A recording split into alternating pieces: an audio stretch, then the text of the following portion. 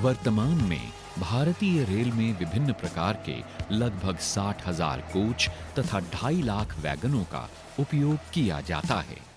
इतने बड़े स्टॉक के सुरक्षित परिचालन हेतु यह आवश्यक है कि इनका उचित प्रकार से रखरखाव किया जाए। रखरखाव कार्य में की गई छोटी सी चूक का असर सीधे तौर पर रेल संचालन पर पड़ता है, जिसके कारण कभी-कभी तो बड़ी दुर्घटना भी हो जाती है, जिससे यात्रियों को विभिन्न प्रकार की समस्याओं का सामना करना पड़ता है। कोच तथा वैगनों में लगने वाले पुर्जों में लगातार घिसावट होती रहती है। एक निश्चित घिसावट के पश्चात इनको बदलना आवश्यक होता है। इस घिसावट को जांचने हेतु जिन गेजों का ज्यादातर उपयोग किया जाता है, उनकी उपयोग करने की विधि को इस फिल्म के द्वारा समझाने का प्रयास किया गया है। Tyre defect gauge. इस गेज का उपयोग चक्कों में उत्पन्न होने वाले दोषों की जांच के लिए किया जाता है। कहते हैं कि ट्रेन का पहिया रुकता है तो पूरा देश थम जाता है। अतः प्रत्येक तकनीशियन को इस टायर डिफेक्ट गेज का उपयोग करना आना चाहिए। गेज पकड़ने की विधि। गेज की मार्किंग वाली साइड को ऊपर रखते हुए गेज के छिद्र में मध्य वाली बड़ी उंगली को नीचे से डालकर गेज को पकड़ें। चक्के के सामने ऐसे रहें कि व्हील का फ्रिलैंज वाला हिस्सा उल्टे हाथ पर रहे। ये अति आवश्यक है कि गेज लगाते समय उसका झुकाव सदैव पहिए के केंद्र की तरफ होना चाहिए। Thin flange. नए पहिए में फ्रिलैंज की मोटाई 29.4 मिलीमीटर होती है। हाई स्पीड कोच में 22 मिलीमीटर तथा अन्य कोच व वैगन में 16 मिलीमीटर रह जाने पर पहिए में थिन फ्रिलैंज का दोष उत्पन्न हो जाता है।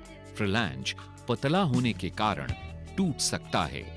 इस दोष की जांच करने के लिए गेज लगाते समय ये ध्यान रखें कि गेज की एक्स तथा पहिए की वाई सतह एक दूसरे के समानांतर होनी चाहिए।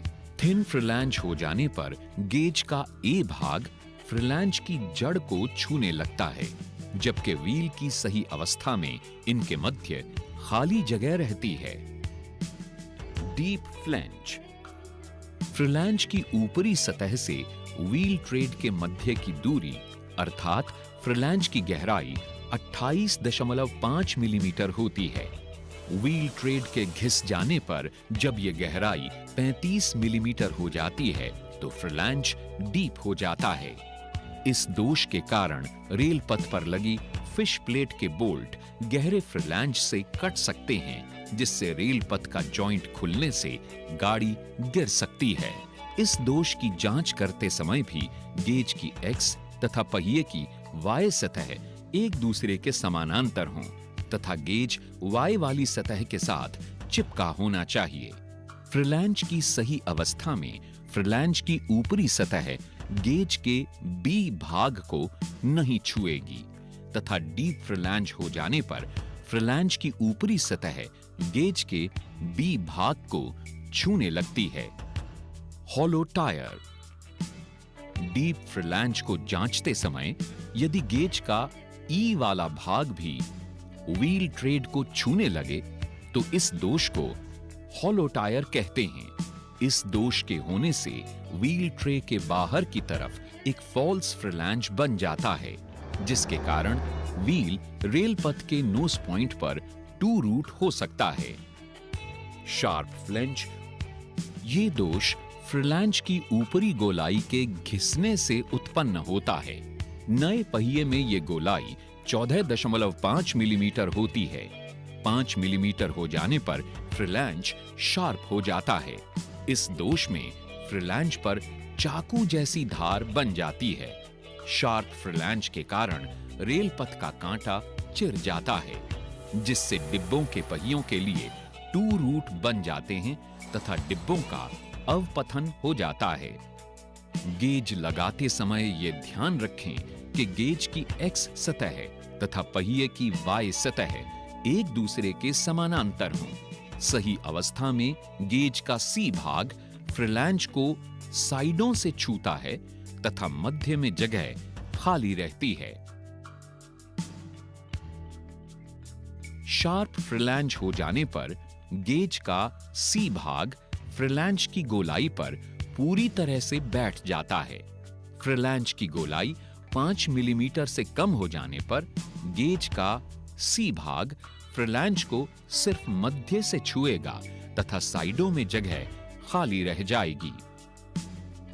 Root radius reduced. ये दोष फ्रिलैंज की जड़ वाली गोलाई में घिसाव से उत्पन्न होता है। नए पहिए में ये गोलाई 14 मिलीमीटर होती है। गोलाई के 13 मिलीमीटर हो जाने पर रूट रेडियस रिड्यूस्ड हो जाती है। ये दोष फ्रिलैंज तथा ट्रेड पर दिए गए झुकाव के समाप्त होने के कारण पैदा होता है। इस दोष की जांच करते समय भी गेज की एक्स सतह तथा पहिए की वाई सतह एक दूसरे के समानांतर होनी चाहिए तथा गेज ट्रेड पर बैठनी भी नहीं चाहिए। फ्रिलैंज की सही अवस्था में गेज का डी भाग फ्रिलैंज की गोलाई को सिर्फ मध्य से छुएगा तथा साइडों में जगह खाली रह जाएगी।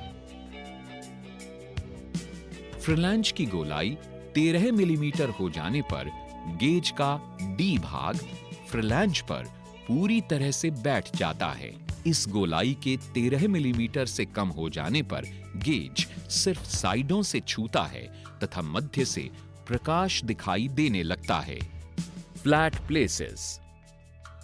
ब्रेक बाइंडिंग या व्हील स्किडिंग के कारण व्हील ट्रे पर चपटे निशान आ जाते हैं। इस दोष के कारण गाड़ी के चलने पर व्हील से धड़ धड़ की आवाज आती है। डिब्बे व रेल पथ पर झटके लगते हैं। इन झटकों के कारण बोगी में लगे पार्ट्स जैसे बेयरिंग, शॉकर, स्प्रिंग इत्यादि में दोष उत्पन्न हो सकते हैं। साथ ही साथ रेल पथ भी क्षतिग्रस्त हो सकता है। कोचिंग स्टॉक में व्हील के चपटेपन की अधिकतम सीमा 50 मिलीमीटर तथा गुड स्टॉक में 60 मिलीमीटर होती है। इस दोष की जांच करने के लिए गेज का एक्स वाला भाग पहिए पर आए चपटे निशान पर लगाते हैं। फ्लैट प्लेसेस की लंबाई अनुमत सीमा से ज्यादा होने पर गेज का ये भाग पहिए के चपटे स्थान पर पूरी तरह से बैठ जाता है।